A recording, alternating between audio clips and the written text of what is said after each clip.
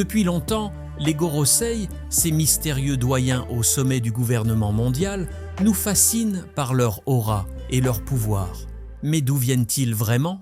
Sont-ils tous des vestiges d'une époque lointaine, celle d'il y a 800 ans? Pas nécessairement. Ce qui semble évident, c'est qu'ils sont le fruit d'un plan mûrement réfléchi d'Imu, la figure énigmatique qui règne en silence. Imu n'a pas simplement pris les plus puissants du monde. Elle a minutieusement sélectionné chaque génie de son époque pour en faire ses fidèles serviteurs. Voyons cela en détail, en commençant par Saint Jaï Garcia Saturne. Saint Jaï Garcia Saturne, le doyen aux airs sombres et inquisiteurs, semble être inspiré par Karl Marx, un homme qui, dans notre monde, a changé la pensée politique avec ses idées révolutionnaires. Mais ici, dans One Piece, Saturne se distingue par sa soif de savoir. Il y a 200 ans, il aurait demandé aux scientifiques de préserver l'énorme robot antique trouvé à Egghead, car il voulait l'étudier. Ce qui est fascinant, c'est que, bien que Saturne soit un homme de science, il n'a jamais su à quel point ce robot était dangereux. Seule Imu savait la vérité, et c'est elle qui a ordonné sa destruction. Mais pourquoi Saturne, un homme d'une telle intelligence, aurait-il suivi aveuglément les ordres d'Imu? Cela nous amène à une théorie captivante. Imu a choisi des individus brillants de différentes époques et leur a offert un pacte diabolique en échange de leur loyauté. Elle leur a donné l'immortalité et un pouvoir immense, mais ils devaient tout sacrifier pour elle. Saturne, en tant que l'un des plus grands scientifiques de son époque, est devenu l'instrument de curiosité et de connaissance dans l'ombre du trône d'Imu.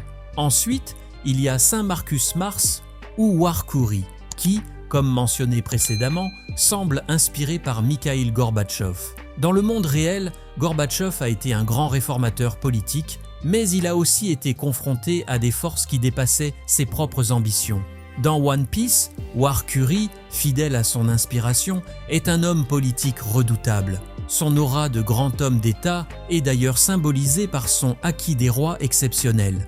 Il possède un haki si puissant qu'il pourrait, littéralement, réveiller les blessures les plus anciennes de Luffy et souffler des géants d'un simple regard.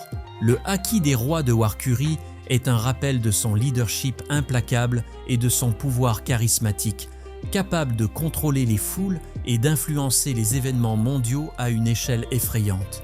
Et puis, il y a Nujuro, inspiré par Gandhi. Ce Gorosei, pacifique en apparence, cache en réalité un passé complexe. S'il a prêché la paix dans le monde de One Piece, il a, comme Gandhi, compris que la véritable paix ne pouvait être obtenue qu'à travers la domination. Nujuro a peut-être été le leader d'un mouvement pacifique, mais une fois corrompu par Imu, il a compris que seule la soumission mondiale sous le pouvoir absolu pourrait garantir la paix. C'est ainsi qu'il a embrassé le destin des Gorosei, sacrifiant ses valeurs pour une paix imposée par la force et la terreur.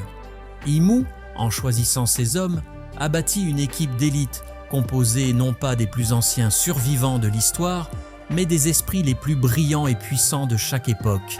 Chacun d'entre eux, que ce soit Saturne avec sa curiosité scientifique, Warkuri avec son charisme politique ou Nujuro avec sa vision utopique pervertie, a accepté ce pacte avec Imu en échange de l'immortalité.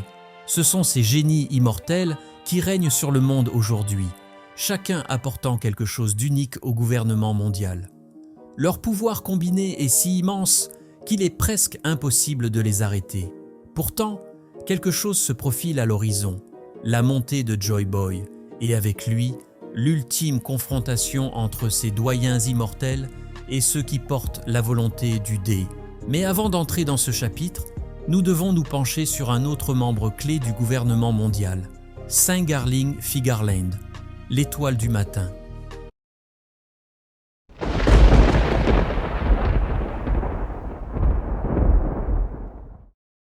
Saint Garling Figarland est un personnage qui mérite toute notre attention.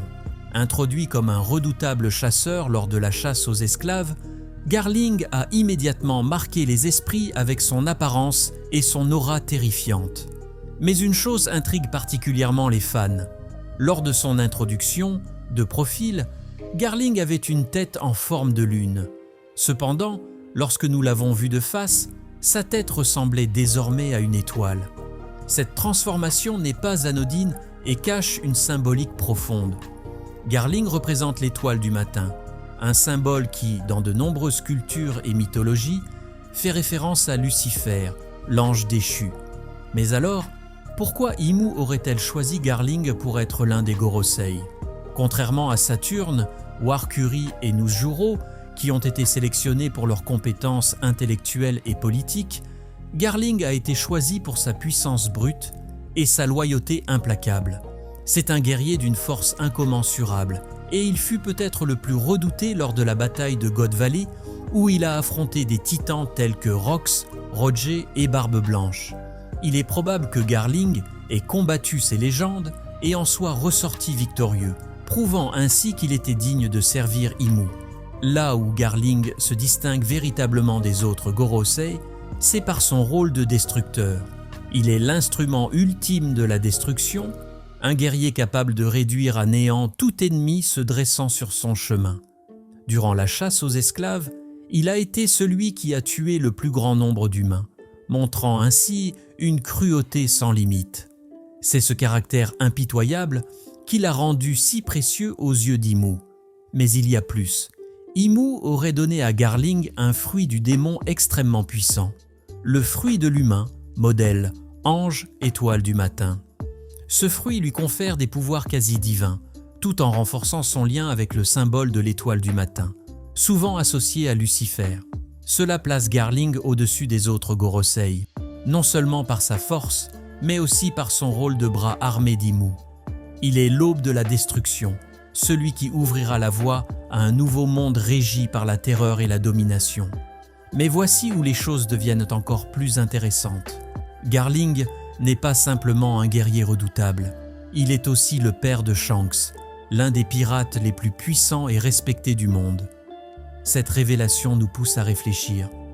Pourquoi Garling aurait-il sacrifié son propre fils?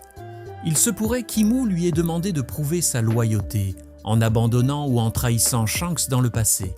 Peut-être même qu'il a tenté de le tuer, mais Shanks a été sauvé par Roger et est devenu ce qu'il est aujourd'hui. Le destin semble désormais inévitable. Shanks et Garling vont s'affronter. Ce combat père-fils sera l'un des moments les plus déchirants et épiques de l'histoire de One Piece.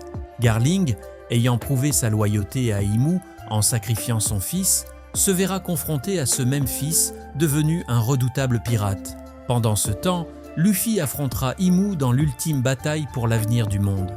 Mais Shanks et Garling, dans ce face-à-face, représenteront bien plus qu'un simple combat. Shanks, représentant l'archange Gabriel, l'opposé de Lucifer, devra affronter son père devenu une incarnation du mal.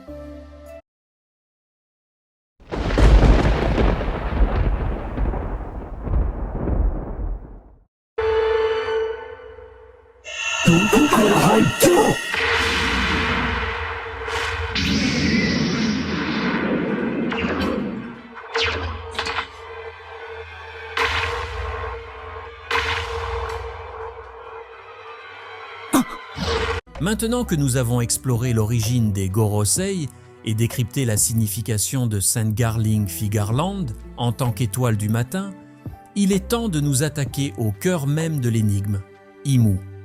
Ce personnage mystérieux, véritable maître de l'ombre, tire les ficelles de l'histoire depuis des siècles, voire des millénaires. Mais qui est réellement Imu et quel est son lien avec l'origine des fruits du démon? Accrochez-vous, car ce que vous allez découvrir pourrait bien bouleverser votre compréhension de One Piece. Commençons par une question cruciale. Pourquoi Imu est-elle si obsédée par l'élimination des descendants de Nefertari Lily et quelle est sa véritable nature? Si l'on regarde de plus près, Imu pourrait être bien plus qu'une simple souveraine immortelle. Une théorie intéressante, basée sur des éléments mythologiques et religieux, nous pousse à croire qu'Imu pourrait représenter Lilith, la première femme d'Adam dans les textes apocryphes.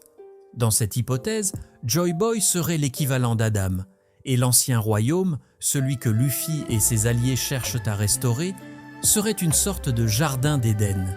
Imu Lilith, dans cette version de l'histoire, fut la première à dévorer un des mystérieux fruits du démon, issu d'un arbre ayant une origine extraterrestre. Cette origine pourrait rappeler celle de l'arbre divin dans Naruto. Mais ici, nous avons deux arbres distincts. Le premier, l'arbre de la connaissance du bien et du mal, donnerait les fruits du démon ordinaire, ceux que nous connaissons bien et qui confèrent d'immenses pouvoirs à ceux qui les consomment. Le second, l'arbre de la vie éternelle, donnerait des fruits bien plus dangereux, capables d'accorder l'immortalité à ceux qui les dévorent. Lilith Imu aurait consommé ces fruits, non seulement pour acquérir un pouvoir éternel, mais aussi pour s'élever en tant que maîtresse absolue de ce monde. Cette théorie explique pourquoi Imu semble invincible et inébranlable. Elle est devenue l'incarnation du mal absolu, non pas parce qu'elle voulait sauver le monde, mais parce qu'elle voulait le contrôler à tout prix. En mangeant le fruit de l'immortalité, elle s'est vue corrompue, devenant avide de domination et de pouvoir. Imu n'a pas seulement pris le contrôle du gouvernement mondial, elle a éradiqué l'ancien royaume, un lieu qui représentait la liberté, l'égalité et l'union des peuples sous le règne bienveillant de Joy Boy. C'est ici que les choses se corsent. Dans notre histoire, Lilith, étant la première femme d'Adam, a été rejetée pour ses ambitions destructrices. De la même manière, Imu a été repoussée par Joy Boy, qui avait constaté la transformation sombre de sa compagne après qu'elle ait goûté aux fruits de l'arbre immortel. Voyant cela, Joy Boy décida de se détourner d'elle, cherchant à préserver le reste du monde. Mais Imu, enragé par ce rejet, aurait juré de détruire tout ce que Joy Boy aimait, y compris le royaume qu'ils avaient construit ensemble. Cette rupture aurait alors engendré la grande guerre qui détruisit l'ancien royaume. Joy Boy, malgré son immense puissance, n'avait pas consommé de fruits lui garantissant l'immortalité, et il comprit qu'il ne pourrait vaincre Imu seul. Il a donc choisi un autre chemin, transmettre sa volonté à travers son fruit du démon. Ce fruit, aujourd'hui détenu par Luffy, est la clé pour libérer le monde d'Imu et de ses fidèles. Mais pourquoi Imu déteste-t-elle autant les descendants de Nefertari Lily? Cela nous amène à une théorie encore plus fascinante. Lily Nefertari était peut-être la seconde femme de Joy Boy, après Lilith Imu. Cette seconde union aurait représenté un nouvel espoir pour Joy Boy, une chance de construire un monde en paix, loin de la folie d'Imu. C'est pour cela qu'Imu voue une haine viscérale aux descendants de Lily, et car en eux, elle voit non seulement la trahison de Joy Boy, mais aussi la menace directe à son règne. Elle a assassiné le roi Cobra lors du Conseil des 5 doyens parce que le sang de Lily continue de couler dans ses veines. Une relique vivante de l'union entre Joy Boy et celle qu'elle considère comme usurpatrice. Imu ne tolère aucune opposition, surtout pas celle qui représente l'héritage de son ancien amour. Son obsession pour la destruction des descendants de Lily montre à quel point elle est rongée par la jalousie et la rancune. Mais plus encore, cela révèle à quel point elle redoute la prophétie de Joy Boy, celle d'un monde qui se soulèvera contre elle, porté par la volonté du Dei. Cette histoire ne s'arrête pas là, car ce qui est fascinant dans cette théorie, c'est la manière dont les fruits du démon eux-mêmes semblent être directement liés à cette dualité entre Imu et Joy Boy. Si Imu représente Lilith, celle qui a succombé aux ténèbres, Joy Boy incarne l'esprit de résistance et de lumière. Les fruits de l'arbre immortel sont la source du mal dans ce monde, tandis que le fruit du démon de Joy Boy, lui, est un fruit de renaissance. Luffy, en tant que porteur de ce fruit, n'est pas simplement destiné à devenir le roi des pirates, il est celui qui doit restaurer l'équilibre et vaincre les forces des ténèbres. Les Dés, descendants directs de Joy Boy et de Lily, sont les ennemis naturels d'Imu, et c'est pour cela qu'elle les traque sans relâche. Les porteurs du dé ne sont pas simplement des pirates ou des révolutionnaires. Ils sont les héritiers de la volonté de Joy Boy, ceux qui, un jour, détruiront l'ordre tyrannique imposé par Imu. C'est pourquoi le gouvernement mondial les craint tant. Leur existence seule représente une menace à la suprématie d'Imu, car ils portent en eux la volonté de changer le monde. Nakama, si cette théorie vous a retourné l'esprit, vous savez ce qu'il vous reste à faire. Abonnez-vous à la chaîne, likez la vidéo et n'oubliez pas d'activer la cloche de notification pour ne rien manquer des prochaines révélations sur One Piece. Chaque chapitre nous rapproche un peu plus de la vérité et ensemble, nous allons découvrir ce que cache réellement ce siècle oublié. Qui est Imu? Quelle est la véritable nature des fruits du démon? Et surtout, quel sera le rôle de Luffy dans cette ultime confrontation?